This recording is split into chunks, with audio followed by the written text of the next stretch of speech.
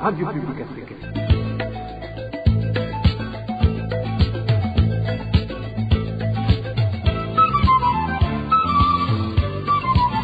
Radio Publique Africaine.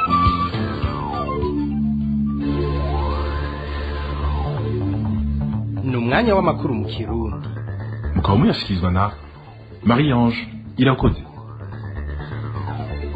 Turi kuwimana igerekerezo rya 13 ruhenshi umwaka wa 2021 ndabaramutse nongere ndabahe n'ikaze bakunzi ba RPA makuru mu Kirundi agizwe n'ingingo nkuru zikurikira.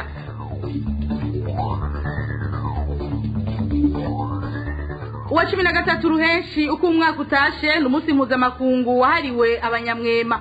Umunyamabanga mukuru wa ONU yageneye ubutumwa isi yose ahavuga ko abanyamwema bakwiye gushigikirwa bakanakingirwa ihohoterwa ribagirirwa.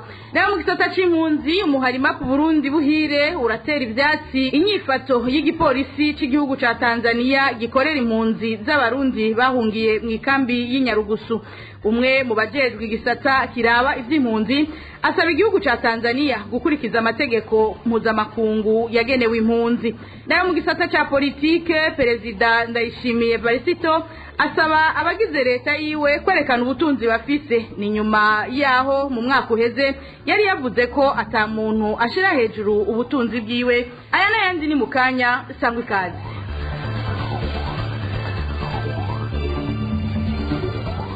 Aya makuru tuyahere mu gisata ca politike imvugo ya Evariste Ndayishimiye kubijanye n'ishigwa mu ngiro y'ingingo y'ibwirizwa shingiro itegeka abategetsi bakuru b'igihugu kwerekana amatungo yabo bagitangura amabanga irimwo kwivuguruza guteye amakenga. Inyuma yaho yivugururije mu kwezi kwa Nyakanga umwaka uheze ku ngingo yari yafashe muri myandagaro itegeka abagize leta yiwe kwerekana amatungo yabo, Varisito Ndayishimiye yarayasubiriye gusaba abashikiranganje b'u Burundi gushira mu ngiro iyo ngingo.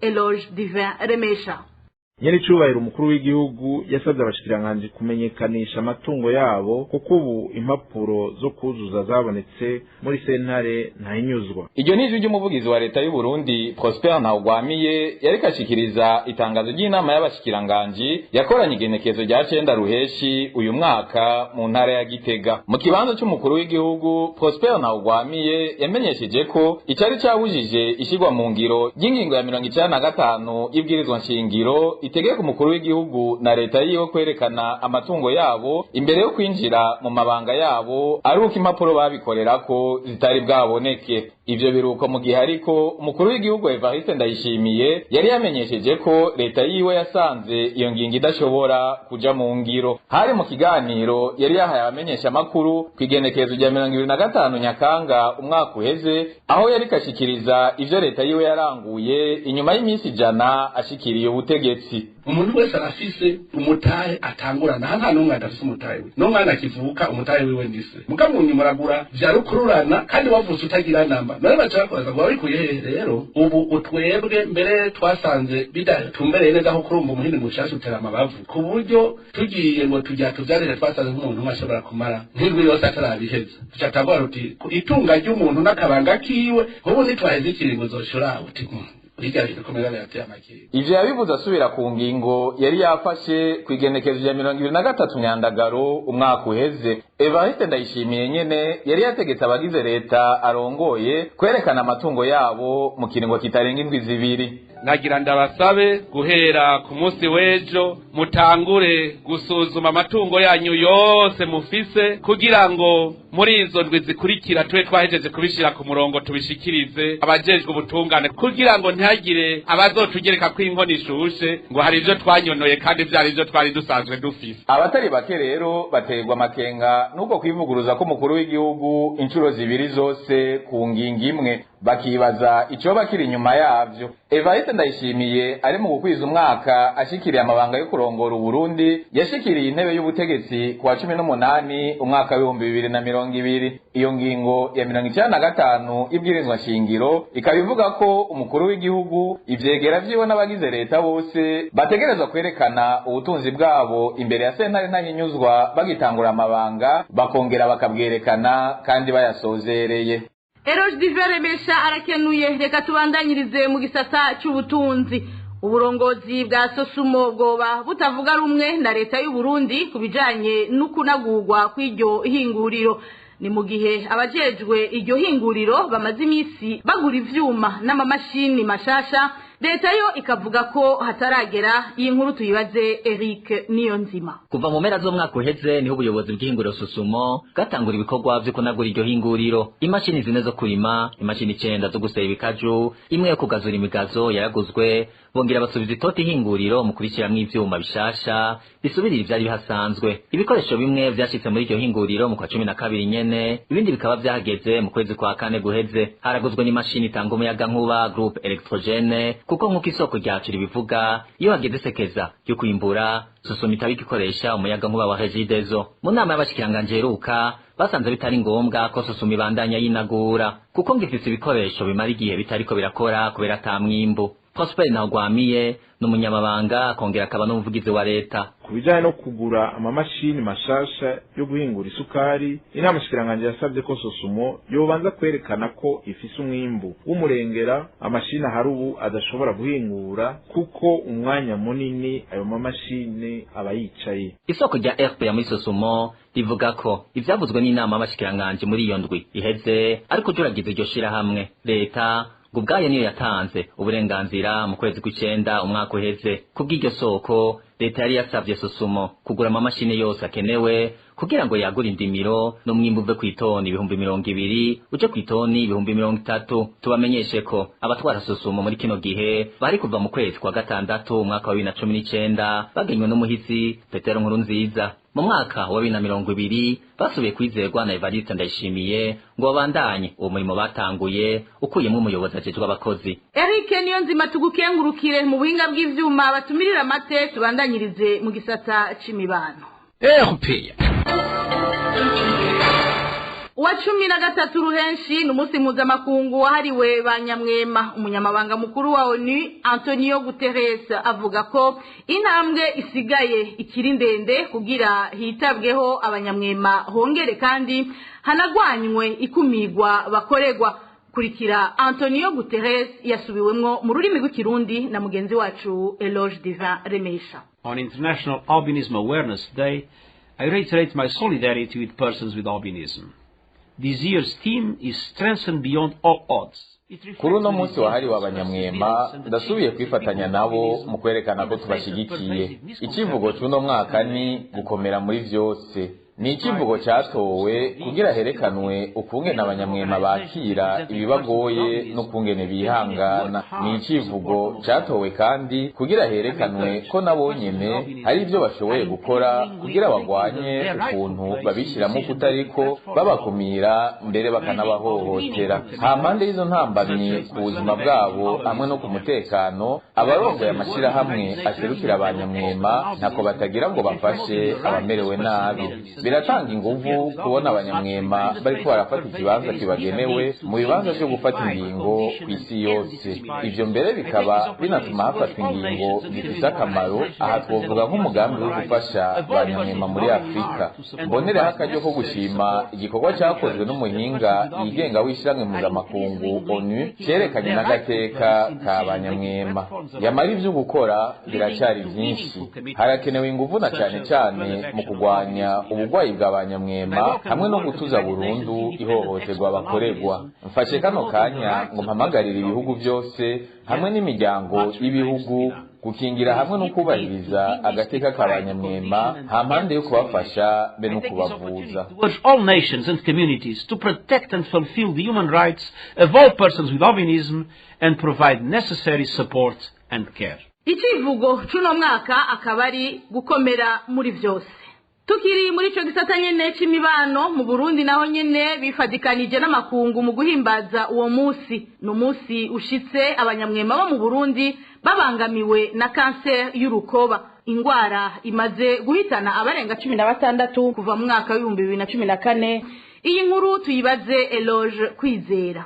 Ku makuru RPA yatorokanije hirya no hino, abanyamwema bamaze kwitaba Imana bahitanywe n'ingwara ya kanseri yo ku ruhu ni 16 kuva mu 2014. Uwa nyuma yitavye Imana mu kwezi kwa kabiri guheze. Mu bindi bihanze abanyamwema mu Burundi harimwo ibibazo by'amaso, biri mu bituma abana b'abanyamwema baheba amashure. Ubumuga bwabo bubatera kutabona ku kibaho. Iyo rero batarosa amarori yabagenewe baraheza bakabona ko atakamaro ko kwama batonda kw'ishure mu gihe bataha atakinini bahanovye. Amakuru RPA ifise nuko hari 10% by'abana b'abanyamwema baheba ishure buri mwaka kubera ico kibazo. Igiharuro kizwi gushika uyu munsi c'abanyamwema ni 1240 mu Burundi bwose. Ariko amakuru yo kwizera avuga ko atarosansuma ruherutse kugira hamenyekane igitigiri nyezina c'abanyamwema bari mu Burundi. Umunsi wahariwe abanyamwema rero mu Burundi byari bitegekanijwe ko uhimbazwa mu nyubakwa y'ikigo c'abafaransa Institut Français inyuma ya saa sita.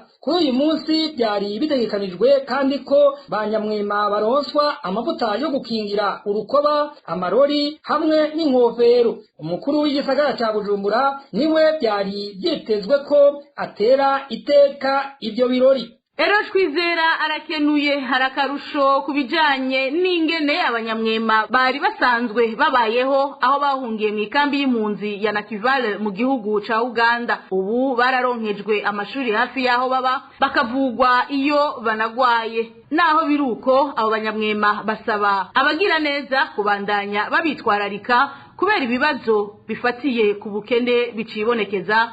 Francine Mahoro. Abanyamwema b'Abarundi bo mu nkambi y'impunzi ya Nakivale mu gihugu ca Uganda bamenyesha ko agahengo bamazemwo imisi gafatiye kufashanyo bahabwa n'amashirahamwe akorana n'ubushikiranganje burabi by'impunzi muri Uganda OPM. Umwe muri aba banyamwema arashima kufashanyo ijanye n'ivy'ubuvuzi bahawe. Ubufasha bujanye no kuvugwa bubarabura kabisa.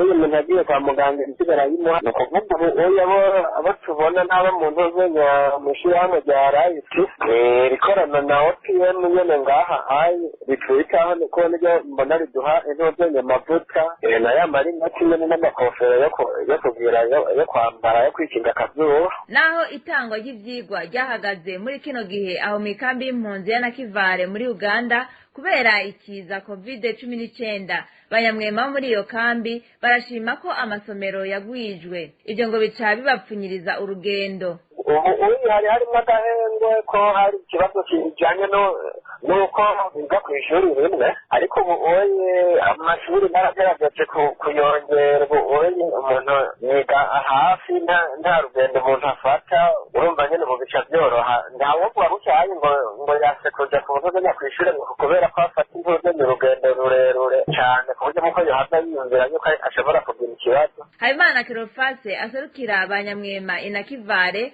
asaba abagira neza kubandanya bitwararika kubera ko impinga ikiri ndende na cyane ko bagihanzwe n'ibibazo bifatiye ku bukene. Ikambi ya Nakivale irimwo abanyamwema b'Abarundi 52, muri abo harimo abana 23 baja ku ishure, abandi 8 nabo ntibarakwiza imyaka yo gutangura ishure. Tubandanyirize no makuru mu gisata cy'agateka kazina muntu. Umwana w'umwigeme w'imyaka 12 yarafashwe ku nguvu nimwe mu mbonera kure zariko zirakizura mu ijoro ryo kuri uyu wa gatandatu. Ivyo vyabereye ku mutumba wa Kigwati ya mbere muri zone Rukaramu komine Mutimbuzi y'intara ya Bujumbura.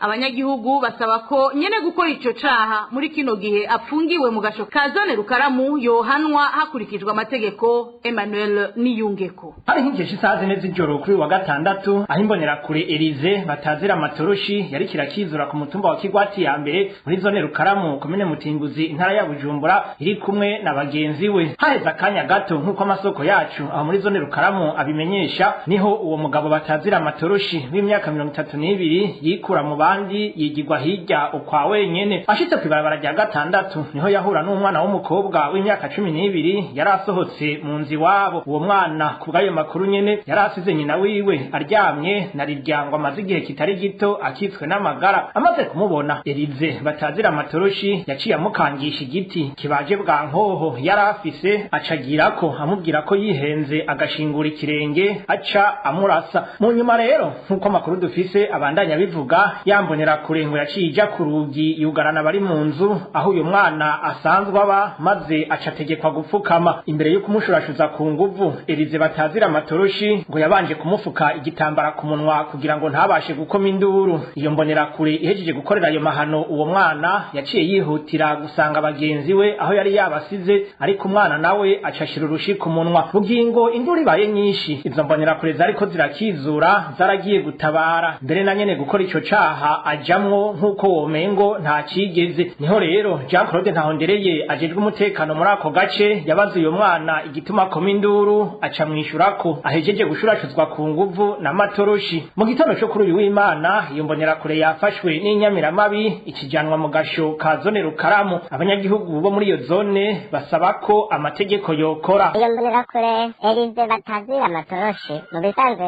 yarisanzwe afise umugore asanzwe babanye nabi, hamwe babana ahandi bakavana byaye kabiri. Twese twamaramaye tubonye ivyo bintu bibaye, dusaba yuko amategeko yokora agahanwa kuko ni ibintu biteye isoni cyane. Uruganda rwa RPA rwagerageje kurondera Sadiki Ndaruzaniye arongoye zone Rukaramu, ariko kuri telefone yiwe ngendanwa batubwira ko ari mu kibanza ca kure. Emmanuel Niyunge ko arakenuye tukiri mu ico gisata nyene c'agateka kazina muntu. Abunguruza abantu ku mapikipiki bo muri komine Gitega mu ntara ya Gitega baridogera abarongoye iyo komine baguma babasaba amafaranga y'agasakisaki, bakavuga ko ayo mafaranga badashobora kuyaronka kuko ngo banagabanirijwe amasaha yo gukora kugira baronka ayo mafaranga.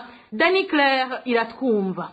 Abunguruza abantu ku mapikipiki bo muri komine Gitega bariko basabwa muri kino gihe gutanga amafaranga 5,000 mwumwe. Abajeje intwaro muri iyo komine bavuga ko arayo kugura agakarata k'akazi bita badge mu gifaransa. Aho ni mu gihe nk'uko bivugwa n'abo bunguruza abantu atamwaka urahera abo barongoye komine bategetse abatwara amapikipiki muri komine Gitega nyene gutanga amafaranga 200,000 yo kugura umwambaro ubaranga bita jire mu gifaransa. Ayo bakaba barayatanze kugira barekurirwe kubandanya bakora akazi kabo. Abo bunguruza abantu ku mapikipiki bidoga bavuga ko abarongoye iyo komine bariko barabananiza mu kazi kabo. Ayo mafaranga y'agasakisaki bakaba ngo aza yiyongera ku yandi mafaranga y'itagisi basanzwe bari hamwe komine. Ikibabaza abo bakora umwuga wo kunguruza abantu ku mapikipiki ngo nuko babasaba ayo mafaranga yose mu gihe haciye hafi ukwezi bagabanirijwe amasaha yo gukora. Ntibakirekuriwe kurenza isaha 12 z'umugoroba mu gihe bahora bashikana isaha 2 z'ijoro. Bagasaba abarongoye komine Gitega kubatezurira mu kubagabaniriza mu kubakuriraho ayo mafaranga bariko barasabwa y'ikarata y'akazi, bakongererezwa umwanya wo gukora. Twarondeye Jacques Nduwimana arongoye komine Gitega ariko ntitwashoboye kumuronka. Dani Claire iratwumva arakenuye. Abanyagihugu bo ku mugwa mukuru w'intara ya Cibitoki cane cane ababa mu makartier yegereye ihinguriro Buseko ni hoteli Mwarangabo bararabwa ishinga n'ugwamo ruturuka muri ivyo bibanza. Uretse ko rubabuza gutora agatiro, ugwamo rw'amamashini y'iryo shira hamwe n'ugw'imiziki yumvikanira muri iyo hoteli ngo rutuma abagizi ba nabi cane cane abasuma babasahura ataho baciye n'ikanda. Idonido na Onesime Dushimagize. Abo banyagihugu bo ku mugwa mukuru w'intara Cibitoke bavuga ko intumuko iva mu ishyirahamwe rihingura isima Buseko bahumeka ishobora kubakwegera indwara zitandukanye. Bemeza ko umukuru w'inama nshingamateka bigarutse ko mu rugendo yaherukamo muri iyo ntara aho yavuze ko babangamiwe, agira ko abasaba ko boja kwipimisha ngo barabe uko amagara yabo yifashe. Ubwo rwamo rw'amamashini y'iryo hinguriro ngo rutuma abanyagihugu bataruhuka neza mw'ijoro naho ntibashobore gutora agatiro. Bavuga kandi ko n'imiziki yumvikanira mu hoteli Mwarangabo naho nyene itaborohereza kuruhuka cane cane ku munsi wa gatandatu ijoro n'umurango no ku munsi w'Imana. Abo banyagihugu bo ku mugwa mukuru w'intara Cibitoke cane cane begereye iryo hinguriro Buseko ni hoteli Mwarangabo bemeza ko urwo rwamo ruturuka muri ivyo bibanza rutuma abagizi ba nabi cane cane abasuma babarara ku mugono, mbere bikanaborohera kubasahura kuko ngo bisunga urwo rwamo bakabibata n'ubashikanda. Basaba umushikiranganji w'intwaro yo hagati mu gihugu we yahagurukiye ababuza abandi gusinzira kutirengagiza ico kibazo ca Buseko n'iyo hoteli Mwarangabo bibabuza kugoheka. Onezime dushimagize arakenuye umuhari map Burundi buhire uriyamiriza ihohoterwa rya kiremwa muntu igipolisi ca Tanzania cakoreye impunzi z'abarundi kuri uyu wa gatanu mu ikambi y'impunzi ya Nyarugusu. Leonce Maniriho ajerwe igisata kirabi vy'impunzi muri uwo muhari asaba igihugu ca Tanzania gukurikiza amategeko akingira impunzi cateyeko umukono. Kurikira Leonce Maniriho aserukira igisata kirabi vy'impunzi muri map Burundi buhire. Ku munsi wa gatanu itariki 11 z'ukwezi kwa gatandatu muri uyu mwaka w'ibihumbi 2021 mu ikambi y'impunzi y'Inyarugusu mu gihugu ca Tanzania irimwo abarundi n'abanyekongo bahahungiye harabaye uruhagarara aho abarundi baba bagize yegere biyamiriza ubutegetsi bw'ubwomekerano mw'iyo kambi kuko bavuga yuko batari batoye uwo muntu bari babomekereyeko. Abategetsi ba Tanzania aho kumviriza ivyo bibazo bene wacu bafise no kugira ngo babikemure baciye babashushurira ko abapolisi nabo babiraramwo n'ivyotsi bikoroza amosozi barabakubita barabakomeretsa abandi barabafata barabafunga mbere gushikisha tukaba tutazi n'igitigiri c'abapfunzwe n'ubuzima boba bariko barabamo. Turiyamirije kandi ako karenganyo kagirirwa impunzi z'abarundi. Twagira twibutse igihugu ca Tanzania n'amakungu yuko abarundi ari impunzi nk'abandi bagengwa n'amategeko mpuzamakungu akingira impunzi. Tukaba dusaba yuko bubahiriza ayo mategeko kuko nabo barashize urukumu kugira ngo abarundi nabo basubire guhemuka. Turasavye igihugu rero ca Tanzania kureka kubandanya agatotezo bareka ako karenganya kuko ivyo twumva ko bishikira abarundi kurusha abandi bahahungiye n'abanyekongo. Turasavye amakungu kugira ngo ave mu gacerere yahoramwo na cane cane ko inyuma y'akamo tubandanya kutubatera mu ntango z'ukwezi kwa gatandatu twarumvise intumwa z'ibihugu vya Buraya na leta zunze ubumwe za Amerika zagiye kumviriza izo mpunzi ingorane zazo ngira barumvise yuko tudashikuza. Tukaba dusaba yuko ivyo babonye ivyo babwiwe babitorera umuti mu maguru masha na cane cane basabe igihugu ca Tanzania cubahirize amategeko mpuzamakungu yubahiriza impunzi. Tukaba dusaba kandi umuryango wubahiriza impunzi ku isi HCR kugira ngo nawo ukore uko ushoboye kugira ngo aya mabi abarundi bariko barabona mu gihugu ca Tanzania amenyekane kandi bagerageze kuyatorera umuti uko bashoboye. Ni no kuri iyo nkuru duciye dusozerera ko amakuru mu Kirundi yo kuri uyu w'Imana igenekerezo rya 13 ruhenshi umwaka wa 2021. Marie Ange Irakoze nariko ndayabashikiriza ndabike banure ndabifuriza amahoro n'umutekano mu banyu no mu vyanyu n'agahwane.